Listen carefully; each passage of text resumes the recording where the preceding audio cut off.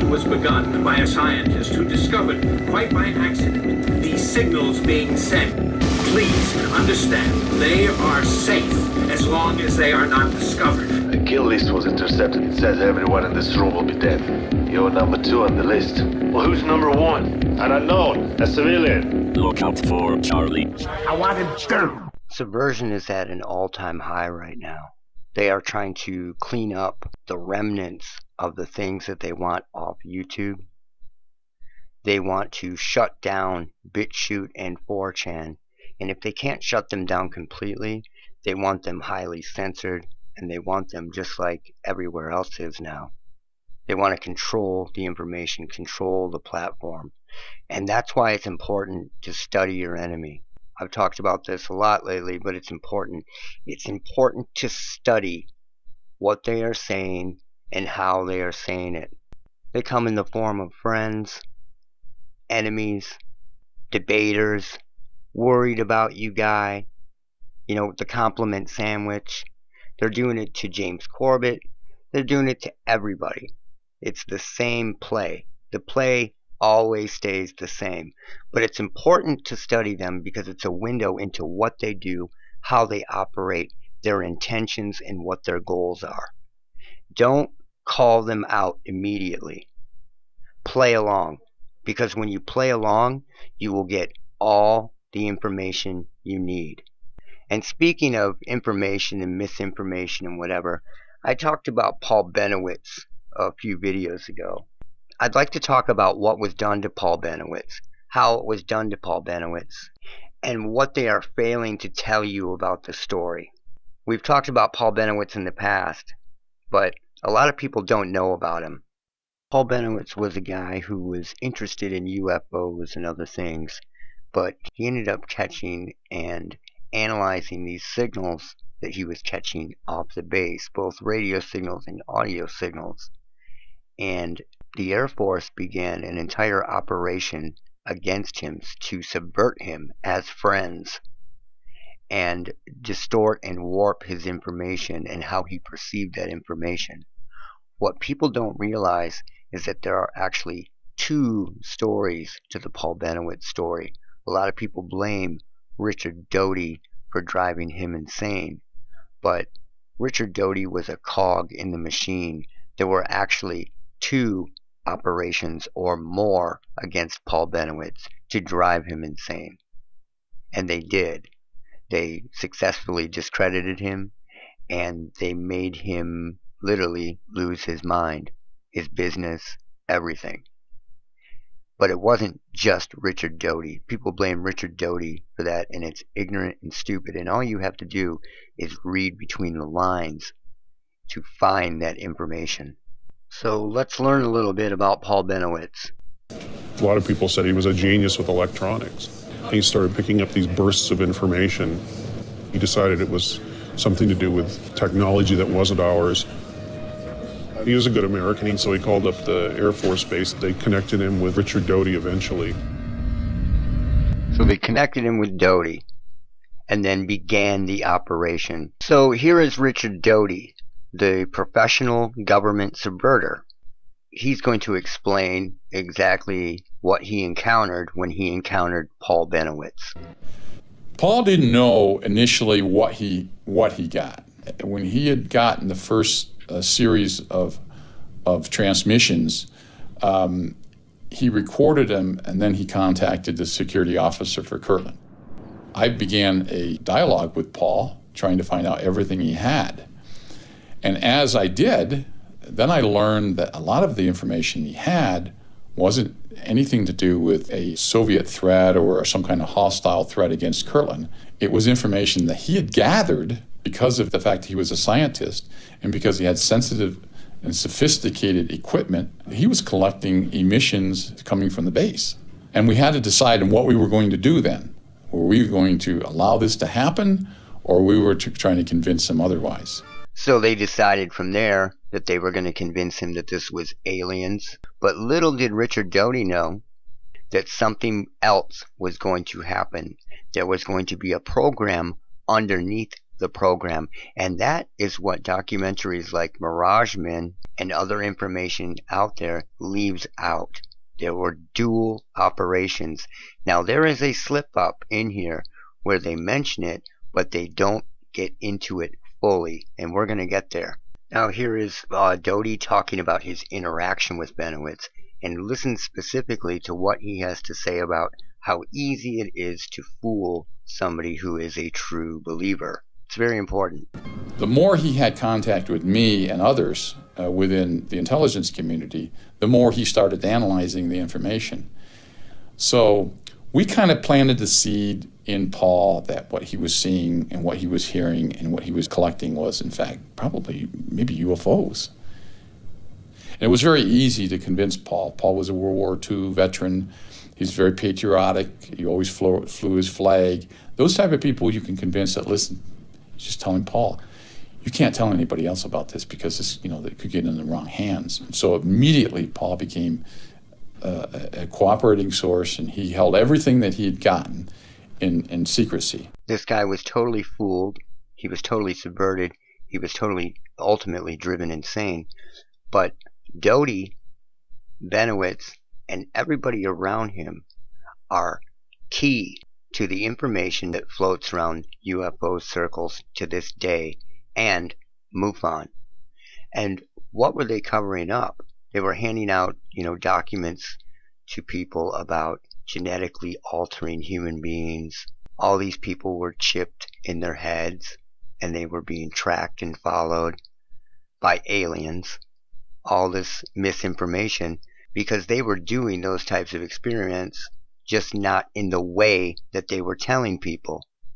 And the signals that Bennowitz was picking up, I believe, is totally and completely related to what is going on today. This is where the story begins to get out of the disinformation agent Richard Doty's hands, and something begins to happen. The first clue is when Bennowitz starts to talk about him being in contact with these aliens, and Doty didn't know anything about that, and he was kind of taken back by that. So you really have to read between the lines, but he flat out states it here. He showed some of his film. He showed some of his pictures. He had an audio recorder that was playing the sounds that he'd collected from the base. The highest ranking person in the room, which was a brigadier general, said, "You have some very convincing information, Paul." And that kind of set everything in motion with Paul to let him think that, yep, he does. And Paul says, "I'd like a grant to investigate UFOs on the base, and a grant to continue this contact that he claimed he had with some of these aliens," which, that's a different story. That's a different story. See, because it starts to bend and twist from here, and they don't get into that, and they won't touch it, and there's a reason why they won't touch it, and that's because if they begin to get into it, it opens the can of worms to everything that is happening today. So listen to it again. And a grant to continue this contact that he claimed he had with some of these aliens, which, that's a different story. And what's this all about? What actually happened? What was going on? What was the second operation? The second operation was the NSA had moved into the house across the street from Bennowitz's house. They were beaming him, his house, his antenna, his computer, everything with their own beams. And he believed that he was in contact with aliens. And it goes much further than simple radio waves. It's very, very nefarious. And Doty had no idea about it. At one point, another agency was conducting an investigation, and they set up a surveillance across the street from him. And Paul's son contacted me and said, "Leave my father alone. You guys are across the street, and you're bothering my father. He's getting to the point that he's being paranoid." Well, I knew it wasn't us. He said he saw people coming in and out of the house and looking out from the curtains and things like that. And as it turns out, the NSA had some people in this house. They were watching him and actually beaming messages straight across the street into his antenna setup. It wasn't just his antenna set up. He was in contact with these aliens. Do you understand what I'm saying? Like Greg Giles, like Pat O'Brien from Cannibal Corpse, like the rest of these people. It's the same old, same old. And this is the same information that permeates groups like MUFON, which David Paulides belongs to this day. He'd started picking up these signals, and the NSA was scared that anybody could figure that out. And anybody can figure it out. You can pick up these signals. And the most nefarious part about it is these signals are everywhere now. They're not just around a base or an area that they're testing, or the NSA moving in across the street and sending the signals in. The signals are everywhere. So Doty gets blamed for this, but the NSA looked at him and said, okay, this guy's an alien, a UFO believer. Let's make him really an alien and a UFO believer. Let's contact him. And that's what happened. And Doty tried to talk him out of it, but, you know, his job is subversion. His job is misinformation. I get it. But he actually tried to talk him out of it before Paul totally lost his mind. And if you notice here, he says, I didn't want to see him harmed. That's pretty revealing. So check it out. I said, this is a friend talking to you, Paul, because I became a friend with him. He was a very wonderful person, and I didn't want to see him harmed. And I said, Paul, stop it. Listen to your son, listen to your wife, end it. Get rid of the equipment, lock the stuff away, go on with your life, go back to your work at your business, and stop this. Paul listened to me, and I thought maybe he was going to take my advice, but he didn't. He continued and continued and continued, and at that point we ended the investigation. We ended every involvement with Paul Bennowitz. When they stopped, the NSA and any other intelligence organizations that were involved began to ramp it up with him. And by the time he had really gone to the point where they had him committed, it had totally changed. It went from a guy who was collecting signals and analyzing audio and radio signals to a guy who was in contact with aliens. No different than Greg Giles or O'Brien. His family decided to take him to a psychiatric facility and see if they could try and save his life. And he said that aliens would come at night through his wall and inject him with something that would make him get in his car and drive out into the desert. And he didn't remember what he was doing or why he went. The scary thing was there actually were injection marks on his arm. What does that tell you? Were they actually injection marks? No, I don't believe that. It could have been an early version of any one of these skin issues where you get the snake bite marks or the little marks that look like dots. And it's very easy to mistake those for injection marks or something else. But things were happening to him that are happening to people regularly today. So Richard Doty was a cog in the machine, like I said earlier, but he was not responsible for really pushing Bennowitz over the edge. That wouldn't have done it. What really did it was the operations that happened that they don't talk about. They weren't just beaming signals into his antenna at his house. They could have done that from pretty much anywhere. This was a completely different operation. Study your enemy. Times change. Technology changes. The landscape changes over time. But people do not change. And when people do not change and human nature does not change, the playbook remains the same.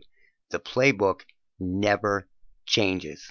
And since the playbook never changes, the past is the most important thing you can study. And we were much, much less tight-lipped about this type of technology 30 years ago than we are today. And that's for a reason. There is a reason why. And there's a reason why a documentary like Mirage Men will not get into the NSA side of what they did to Paul Bennowitz and what really drove him insane. That's it for now. Look out for Charlie. I don't like the world now. I mean, before I always knew I was a son of a bitch. But now I'm the only son of a bitch I know. Hey, make way for a real human being. Get out of the way, yeah.